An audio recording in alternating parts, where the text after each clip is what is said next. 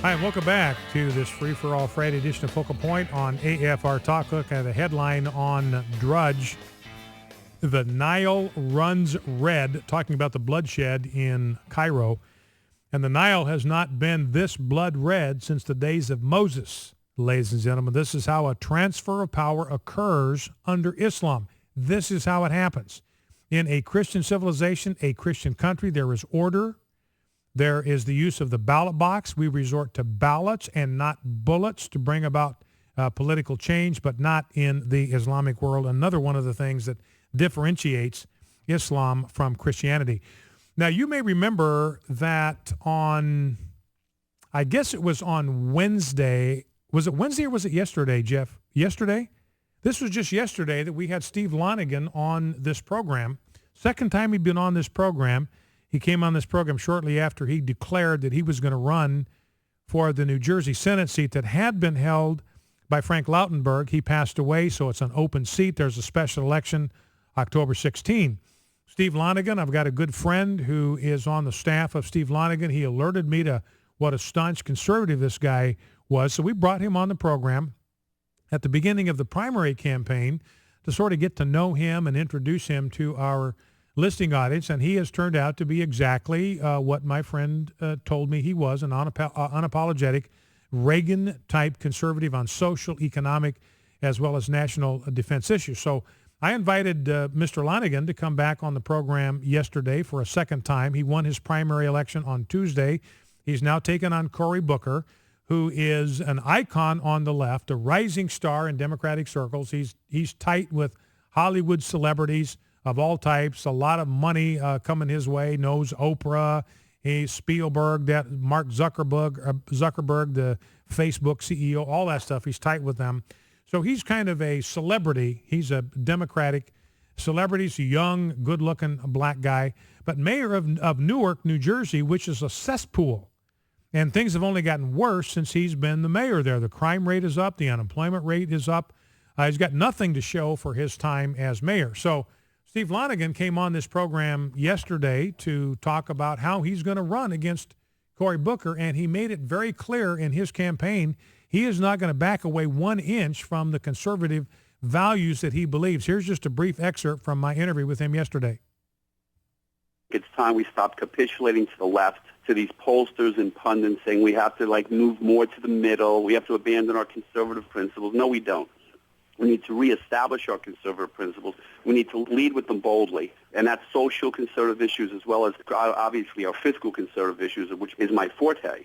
But by having bold leadership and inspiring people to follow people they can believe in who are not going to compromise when they get to Washington, that's the direction the entire Republican Party from here to Hawaii has to follow. And that concerns me that right now the Republican Party seems a bit lost.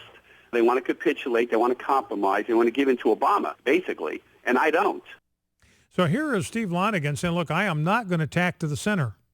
The Karl Roves, the ruling class Republicans, say if you want to win, you run a campaign as a conservative, you tack to the middle when you run the general election campaign. Steve Lonegan says not going to do it. I am who I am. I'm a conservative to my core. I'm going to run on a conservative platform. I'm not going to bend.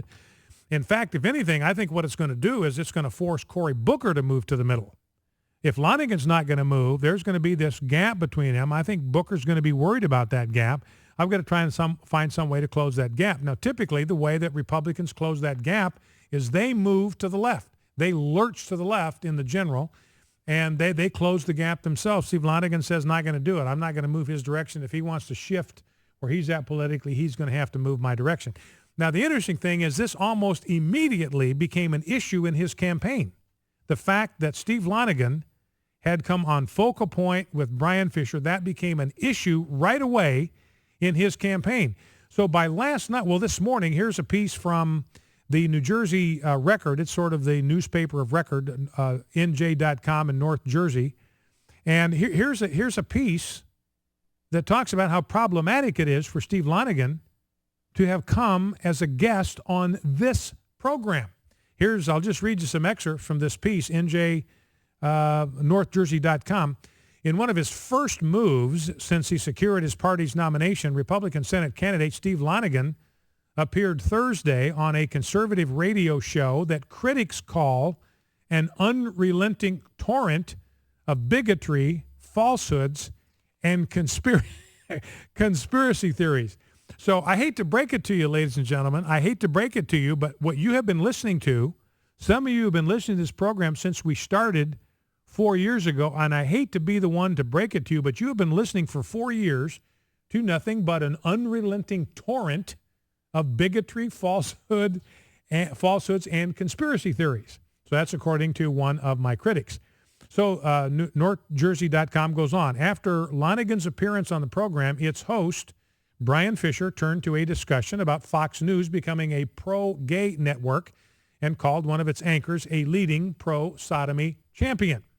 Fisher works for the American Family Association, which the Southern Poverty Law Center has labeled a hate group for its vocal opposition to gay rights. Lonegan, a former mayor of I don't know if it's Bogota or Bogota. I don't know how you say it. It's spelled like Bogota, Colombia. I forget how you say it. He was a mayor of that city. Used the program to reach a national conservative audience as he tries to raise money for his run against Newark's Democratic Mayor Cory Booker.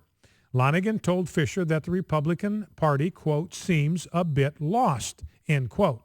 They want to capitulate. They want to compromise. The party needs more people like him, he said, quote, who are not going to compromise when they get to Washington. The appearance on Fisher's radio show was one of the clearest indications yet that Lonegan, who won the low turnout Republican primary with almost 80% of the vote on Tuesday, does not plan to temper his conservative positions ahead of the October 16 special election, reaffirming stances he has held throughout his decades-long political career.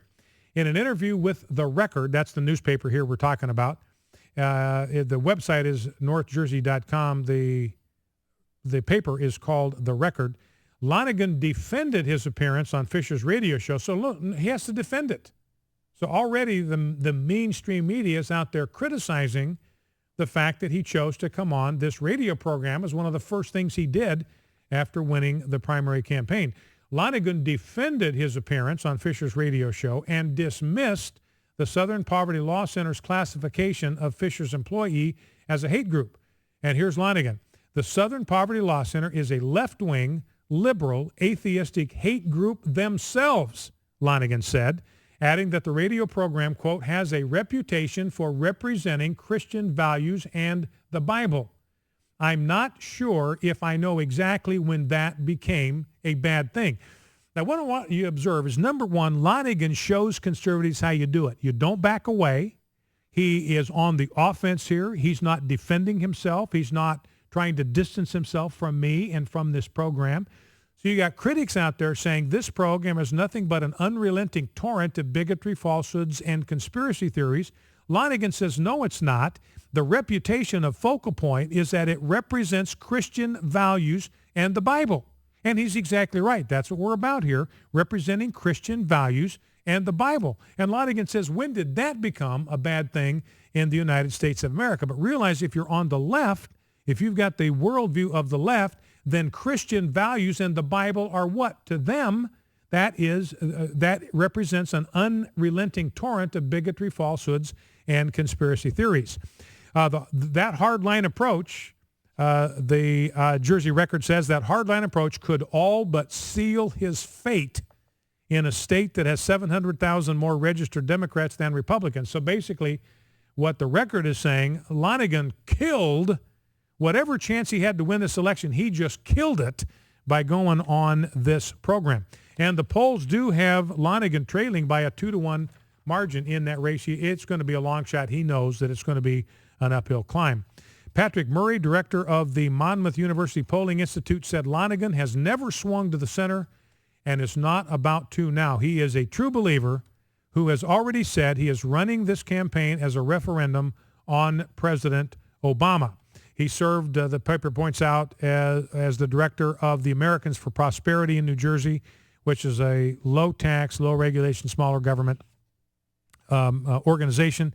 Made headlines as mayor when he sought to declare English as Bogota's or Bogota's official language. Thursday, the Record points out, was not Lonegan's first time on Fisher's show.